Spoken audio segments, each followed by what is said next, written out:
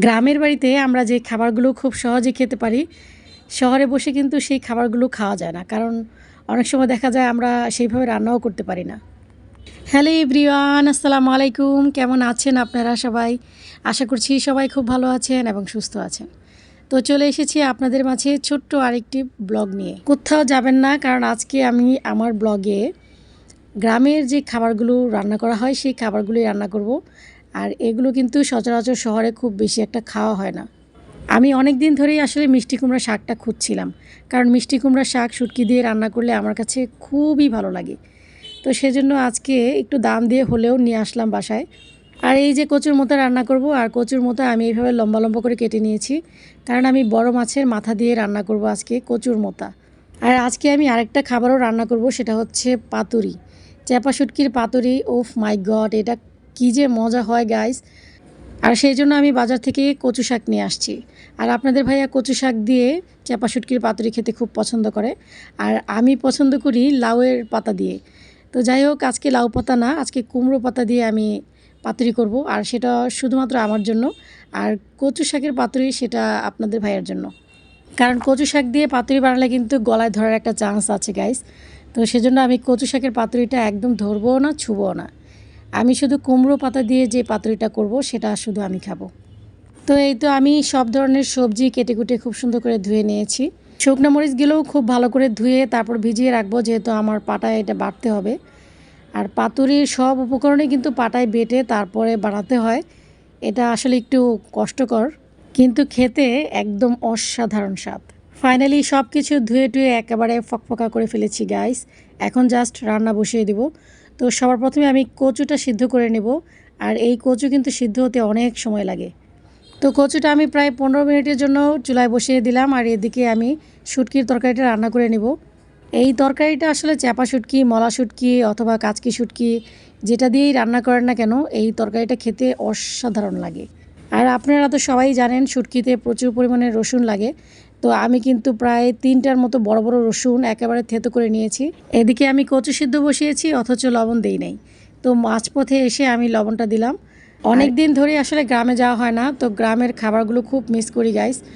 সেজন্য আজকে বাসায় রান্না করছি, কারণ গ্রামের এই খাবারগুলো আমার খুবই ভালো লাগে। তবে গ্রামে বসে খেতে পারলে আরও বেশি ভালো লাগে। শহরে আসলে এই খাবারগুলো খুব একটা খাওয়া হয় না।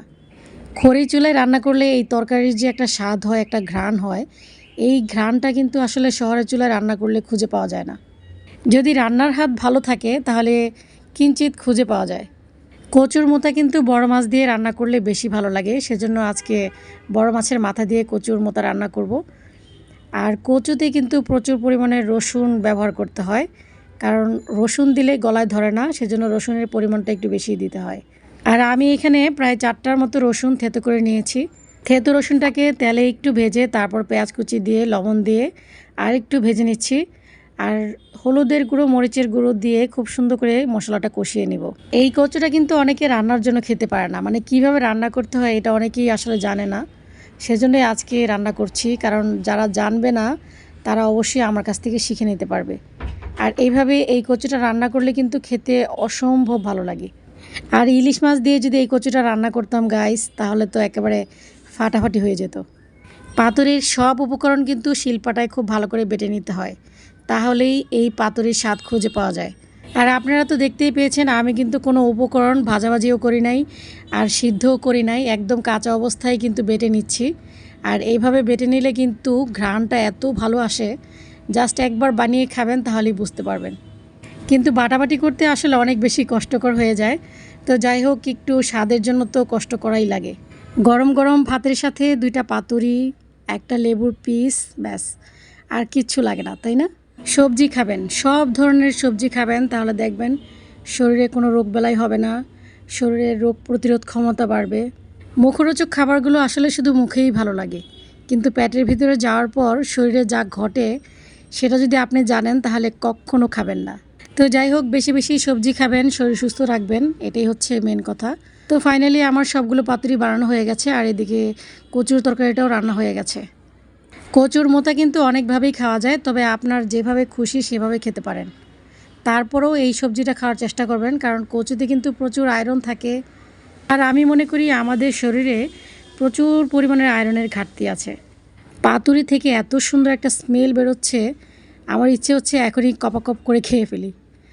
তো যাই হোক, আমার আজকের ভিডিওগুলো আপনাদের কাছে কেমন লেগেছে অবশ্যই কিন্তু কমেন্ট করে জানাবেন। আজ এই পর্যন্তই, ফিরে আসবো নতুন আরেকটি ছোট্ট ব্লগ নিয়ে। সেই পর্যন্ত সবাই ভালো থাকবেন। আল্লাহ হাফেজ, আসসালামু আলাইকুম।